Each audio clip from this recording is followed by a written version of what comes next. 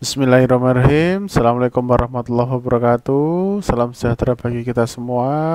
Salam, Om Swastiastu, Namo Buddhaya, salam kebajikan teman-teman. Halo teman-teman, selamat pagi, selamat siang, selamat malam, kapanpun teman-teman melihat video ini. Kembali lagi bersama saya ya. Kali ini saya masih membahas mengenai soal latihan SKB CAT untuk PBJ ya. Namun sebelum lanjut ke soal, silakan teman-teman bisa pencet tombol like and tombol subscribe, tentunya klik tombol lonceng.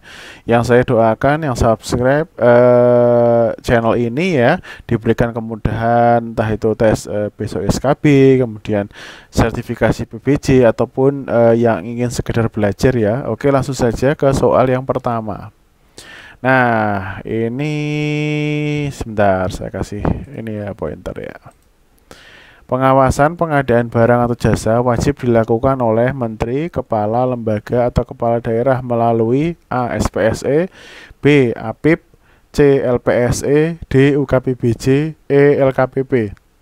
Sama seperti sebelumnya, kita kasih timer 5 detik untuk teman-teman bisa berpikir sejenak jawaban yang tepat yang mana ya. Kalau misal terlalu cepat bisa di pause. Oke, langsung saja kita hitung mundur. Kira-kira yang mana pengawasan PBJ ya dilakukan? Nah, APIP ya, B ya. Dasarnya apa? Referensinya pasal 76 pengawasan internal ayat 1. Menteri, Kepala Lembaga, Kepala Daerah wajib melakukan pengawasan pengadaan barang jasa melalui aparat pengawasan internal. Nah, pada kementerian, lembaga, pemerintah daerah masing-masing ya. Aparat pengawasan internal disingkat dengan APIP ya. Jadi jawaban yang tepat adalah yang B. Oke, soal selanjutnya. Pengawasan PBJ dapat dilakukan melalui kegiatan berikut kecuali A. Collecting, B. Review, C. Pemantauan, D. Evaluasi, E. Penyelenggaraan whistleblowing system. Kita hitung mundur lagi, jawaban yang tepat yang mana? Jawabannya yang A ya, collecting ya. Referensinya pada pasal 76 pengawasan internal masihan ayat 2 ya. Pengawasan sebagaimana dimaksud pada ayat 1 dapat dilakukan melalui kegiatan audit ya. Kemudian review, pemantauan, evaluasi atau evaluasi penyelenggaraan whistleblowing system. Nah, yang enggak ada yang collecting ya. Jadi yang ditanyakan kecuali soalnya. Oke. Selanjutnya, dalam hal masyarakat ingin menyampaikan pengaduan mengenai kecurangan dalam proses PBJ kepada APIP, maka harus menyertai bukti yang valid sebagai berikut kecuali A. Kredibel, B. Autentik, C. Imitasi, D. Faktual. Kita hitung mundur jawabannya. A, B, C, atau D.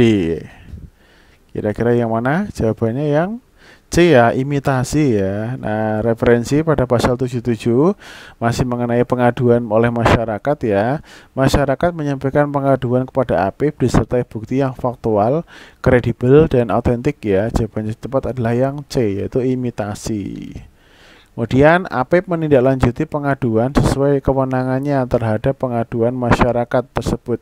Kemudian APIP melaporkan hasil tindak lanjut pengaduan kepada siapa nih? Apakah A. LPSE, B. UKPBJ, C. Menteri, Kepala Lembaga atau Kepala Daerah, D. KLPD, atau E. LKPB. Kita hitung mundur. Jawaban yang tepat yang mana? Kira-kira? Jawabannya yang C ya, Menteri, Kepala Lembaga atau Kepala Daerah. Referensi jawabannya pada pasal 77 masih mengenai pengaduan masyarakat ayat 4.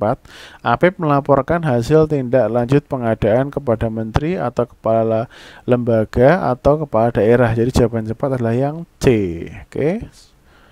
Penyedia menyampaikan dokumen atau keterangan palsu untuk memenuhi persyaratan yang ditentukan dalam dokumen pemilihan.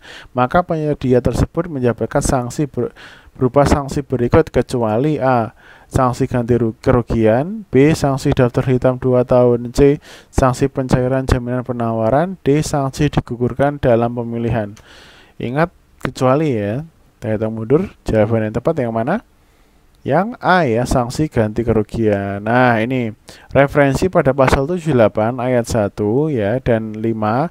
Dalam hal ini pemilihan menyampaikan dokumen atau keterangan palsu atau tidak benar untuk memenuhi persyaratan yang ditetapkan dalam dokumen pemilihan. Nah, ini ayat satunya ya. Kemudian di ayat 5, pelanggaran atas ketentuan sebagaimana yang dimaksud pada ayat 1 di atas ini, huruf A sampai dengan huruf C dikenakan sanksi digugurkan dalam pemilihan, kemudian sanksi pencairan jaminan, penawaran, sanksi dan denda selama 2 tahun. Jadi yang kecuali ini yang tepat adalah yang A ya, sanksi ganti kerugian. Oke, next. Nah, ini penyedia mengundurkan diri dengan alasan yang tidak dapat diterima oleh PPK, pokja pemilihan atau agen pengadaan, maka penyedia tersebut mendapatkan sanksi apa nih? Apakah A, sanksi pencairan jaminan penawaran, sanksi daftar hitam selama 2 tahun dan sanksi denda, atau B, sanksi pencairan jaminan penawaran dan sanksi daftar hitam selama 2 tahun, C, sanksi pencairan jaminan penawaran dan sanksi daftar hitam selama 1 tahun, D, sanksi pencairan jaminan pelaksanaan dan sanksi daftar hitam selama 2 tahun, E, sanksi pencairan jaminan pelaksanaan dan sanksi daftar hitam selama 1 tahun. Kita hitung mundur. Jawaban yang tepat yang mana? A, B, C, D, E. Yang C ya, sanksi pencairan jaminan penawaran dan sanksi daftar hitam selama 1 tahun. Nah, ini masih referensi pada jawaban pasal 78 ayat 1 huruf D dan 5 ya. Huruf D itu menyebutkan mengundurkan diri dengan alasan yang tidak dapat diterima oleh pejabat pengadaan, pokja pemilihan atau agen pengadaan. Nah, kemudian di ayat kelima, pelanggaran atas ketentuan sebagaimana dimaksud pada ayat di atas, huruf B yaitu huruf D, maaf ya, ayat 1 huruf D dikenakan sanksi pencairan jaminan penawaran dan sanksi daftar hitam selama 1 tahun. Jadi jawaban yang tepat adalah yang C. Oke, next. Penyedia terlambat menyelesaikan pekerjaan sesuai dengan kontrak, maka penyedia tersebut mendapatkan sanksi apa? Apakah A, digugurkan dalam pemilihan, B, sanksi pencairan jaminan, C, daftar hitam, E, sanksi ganti kerugian, D, kemudian E, sanksi denda keterlambatan. Kira-kira yang mana? Kita hitung mundur. Jawaban yang tepat yang mana? Yang E ya, sanksi denda keterlambatan. Referensi pasal 78 ayat 1 huruf F ya, dan ayat 5 tentunya. Huruf F menyebutkan terlambat menyelesaikan pekerjaan sesuai dengan kontrak. Kemudian pada ayat 5 pelanggaran atas ketentuan sebagaimana yang dimaksud pada huruf F ini ya. Ayat 3 huruf F dikenakan sanksi denda keterlambatan. Jawaban yang tepat adalah yang E ya. Oke, selanjutnya penyedia menyerahkan barang atau jasa yang kualitasnya tidak sesuai dengan kontrak berdasarkan hasil audit, maka penyedia tersebut mendapat sanksi apa? A, sanksi digugurkan dalam pemilihan, B, sanksi pencairan jaminan, C, sanksi daftar hitam, D, sanksi ganti kerugian sebesar nilai kerugian, E, sanksi denda. Kita hitung mundur, jawabannya yang mana? A, B, C, D, atau yang E? Yang D ya, sanksi ganti kerugian sebesar nilai kerugian. Nah, ini referensi pada pasal 78 ayat 1 huruf E dan ayat 5 ya. Huruf E menyebutkan menyerahkan barang atau jasa yang kualitasnya tidak sesuai dengan kontrak berdasarkan hasil audit ya. Kemudian huruf ayat 3 huruf B sampai huruf E ya, dikenakan sanksi ganti kerugian sebesar nilai kerugian yang ditimbulkan. Jadi jawaban yang tepat adalah yang D. Oke, next. Siapakah yang menayangkan informasi peserta pemilihan atau penyedia yang dikenakan sanksi daftar hitam nasional? Apakah A, LKPP, B, APIP, C, UKPBJ, D, PA atau KPA, E, Kepala UKPBJ? Kita hitung mundur jawabannya. Apakah LKPP, APIP, UKPBJ, PA, KPA atau jawabannya yang D ya, PA atau KPA. Dasarnya apa?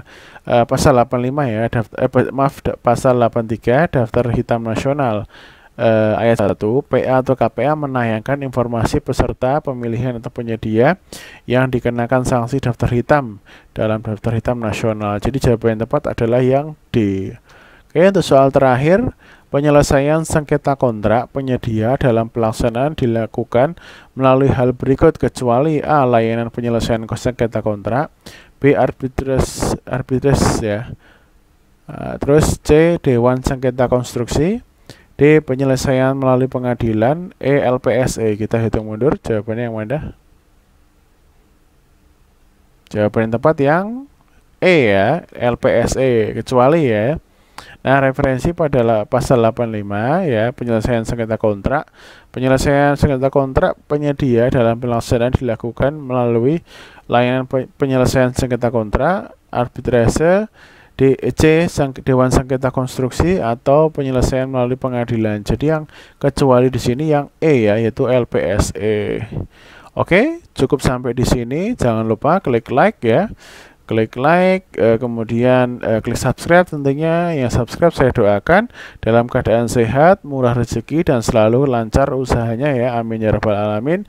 Kurang lebih mohon maaf jika ada salah-salah atau masukan bisa langsung komen. Wassalamualaikum warahmatullahi wabarakatuh.